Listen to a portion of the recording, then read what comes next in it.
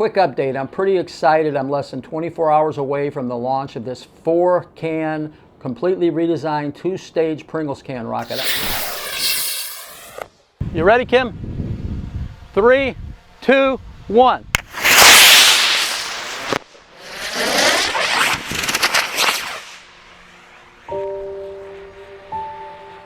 Jesus.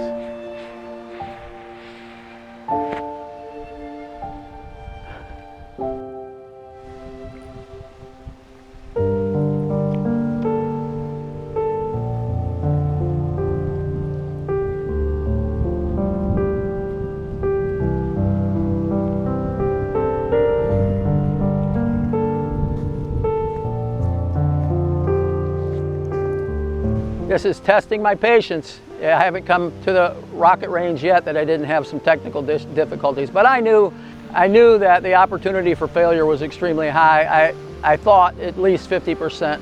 I'm going to try and assess what went wrong. Every one of these rocket launches is exciting and fun for me. I like the process. I like building the rocket. I like doing the redesigns and taking the information that I have and applying it towards making modifications. And we're going to make another modification based on what we learned from this one. Welcome back, subscribers, and if you're new here, thanks for checking me out. It was exactly a week ago today that I conducted this launch. Today I'm sharing the results of my crash investigation of the epically failed 2-stage Pringles can rocket. Right after the crash, I seriously considered shelving this project to pursue some other ideas. It was a tough moment. My initial assumption was the design was so flawed that success was impossible. So let's review how the rocket launch should have gone. This rocket was constructed from 4 cardboard tubes, which are empty Pringles chip cans. The rocket also features 3D printed plastic parts, 4 rocket engines, a parachute, and an Insta360 Go-To camera in the second stage for onboard footage. The booster section is powered by a cluster of 3 29mm engines. I used E engines. Based on the capabilities of these 3 booster engines, the rocket would have burned for 2.1 seconds before an immediate charge was triggered. 1 second later, a quick fuse ignites the single 29mm F engine on the second stage, and the booster stage and second stage separate. Those 2 sections are held together by friction fit only. There are no glues or adhesives. Success requires that the rocket continues to travel straight and stable up until the second stage engine ignites. The engine on the second stage burns for 3.5 seconds, accelerating the rocket to a height of at least 1,000 feet. The second stage coasts to apogee, and after an 8-second delay, the ejection charge ignites and deploys the parachute. But reality had different plans. So what actually happened? All 3 engines ignited perfectly. The rocket got off the pad quickly and was straight right up until it left the frame of the camera that had the widest view of this area. The rocket was traveling sideways by the time that the 3 main engines burned out and the ejection charge fired. That force was significant. The second stage ignited as it was pointing towards the ground, and then it slammed into the ground, resulting in the engine disengaging from the rocket, which you can see spiraling here. Let's look at what's left of the rocket.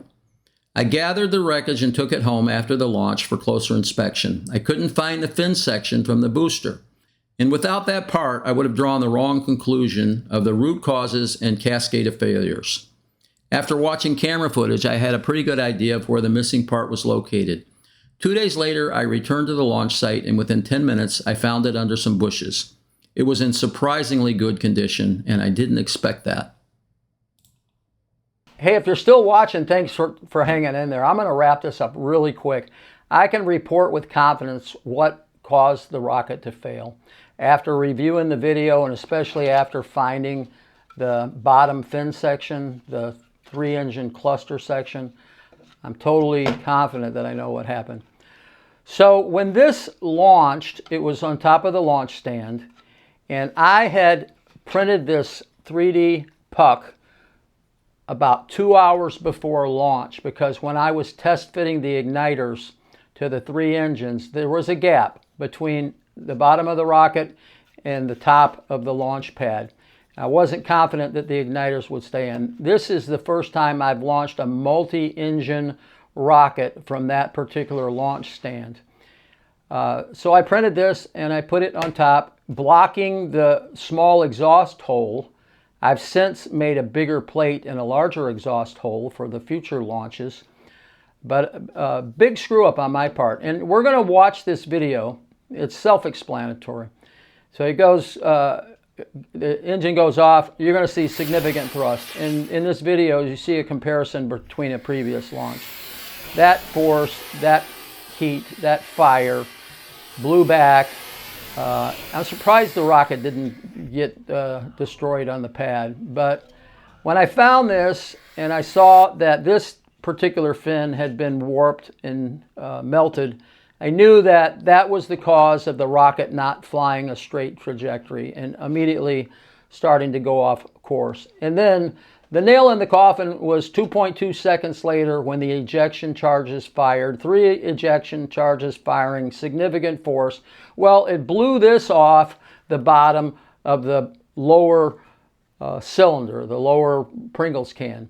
Blew this right off. The top 3 sections, including the second stage engine, continued to fly, although it was going this way by then.